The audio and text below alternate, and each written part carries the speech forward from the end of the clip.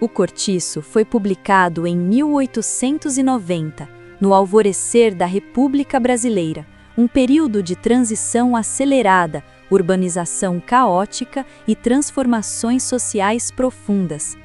A obra insere-se no movimento literário do naturalismo, fortemente influenciado pelas teorias deterministas de Hippolyte Taine, que buscavam compreender o homem por meio de 3 fatores: raça, meio e momento, e pelas ideias científicas da época, como o evolucionismo de Darwin e o positivismo de Comte.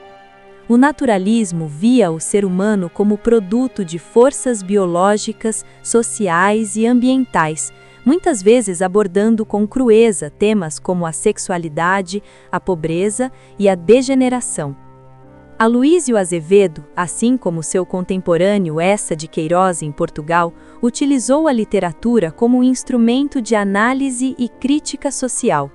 O romance reflete o Brasil pós-abolição da escravidão pela Lei Áurea, em 1888, onde a antiga estrutura escravocrata dava lugar a uma incipiente ordem capitalista, marcada pela exploração do trabalho imigrante e pela marginalização dos negros libertos e pobres.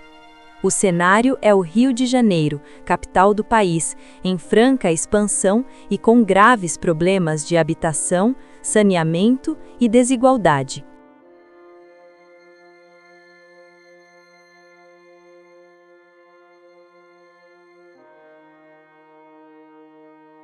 A narrativa não tem um único protagonista, mas um personagem coletivo, o próprio Cortiço.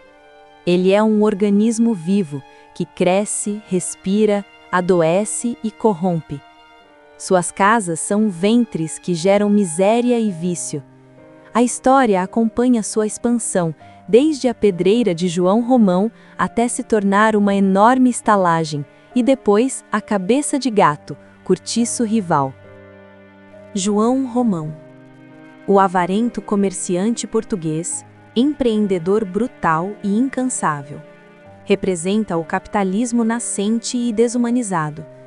Sua ascensão social é construída sobre a exploração máxima de seus empregados e inquilinos e sobre um relacionamento utilitário com Bertoleza, a quem mantém como escrava, mesmo após a abolição. Ele simboliza a ganância que move a máquina do progresso. Miranda. O comerciante português já estabelecido, que aspira à nobreza e ao status. Seu conflito e posterior aliança com João Romão representam a mobilidade social e a fusão entre o capital novo e o capital consolidado, ambos alicerçados na exploração. Sua casa, do outro lado do muro, é o espelho civilizado e hipócrita do Cortiço. Bertoleza. A mulher negra e ex-escrava, parceira de trabalho e de leito de João Romão, é a alegoria viva da transição incompleta da escravidão. Trabalha como uma escrava, acredita ser dona de si, mas é mantida na ignorância sobre seus papéis de alforria. Sua morte trágica é o desfecho brutal do projeto de ascensão de Romão, que a vê como um obstáculo. Rita Baiana e Jerônimo. Este casal representa a força dos instintos e o determinismo ambiental e racial. Jerônimo, o português trabalhador e sério, é corrompido pelo ambiente tropical e pela sensualidade avassaladora de Rita. Ele abandona a família, perde sua civilização europeia e se brasileiriza nos piores estereótipos atribuídos pela época: indolência, ciúme e violência. Rita é a encarnação do ethos sensual e primitivo que, na visão naturalista, domina o povo. Firmo, capoeirista e amante de Rita, representa a masculinidade violenta e territorial do meio.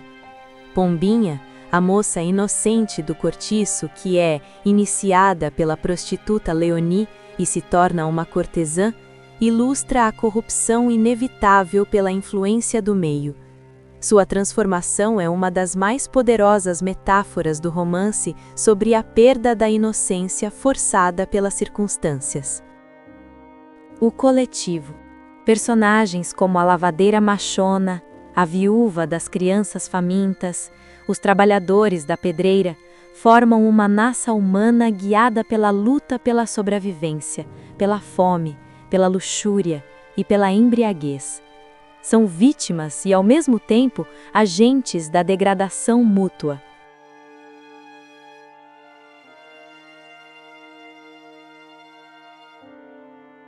A força determinista do meio é o eixo temático. O cortiço não é apenas um pano de fundo. Ele molda o caráter, os desejos e o destino de todos.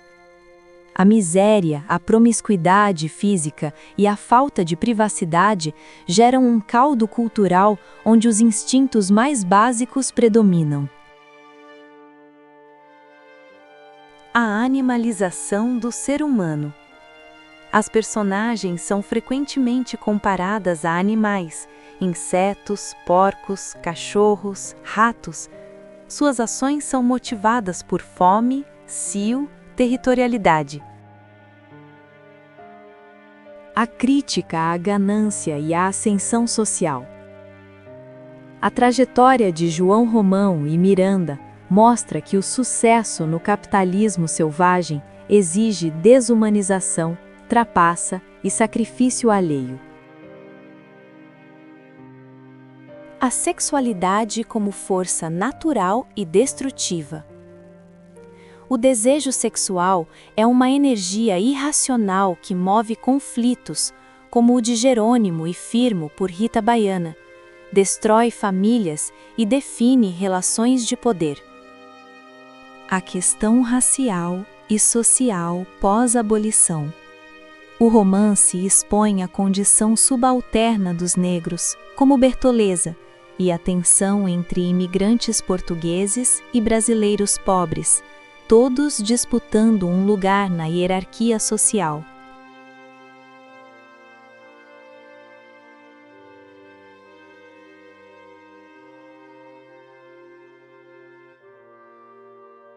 O Cortiço é uma denúncia social feroz. Azevedo não oferece soluções, mas apresenta um diagnóstico cru do Brasil de seu tempo. A mensagem é profundamente pessimista. Em um ambiente de desigualdade extrema e exploração, o ser humano é reduzido à sua animalidade, e a sociedade se organiza como uma selva, onde os mais fortes, ou os mais inescrupulosos, devoram os mais fracos. O romance mostra que a civilização é uma fina camada de verniz. Do outro lado do muro de Miranda, e mesmo dentro de sua casa, os mesmos instintos brutais do cortiço atuam, apenas mascarados pela hipocrisia burguesa.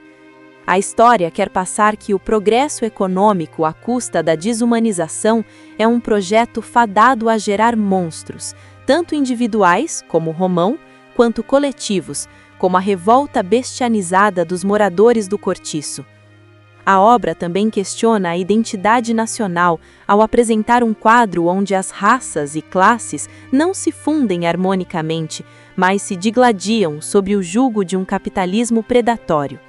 O Brasil que emerge de O Cortiço é um organismo doente, febril, em que a busca pelo lucro e a luta pela sobrevivência corroem qualquer ideal de moralidade ou coletividade sadia.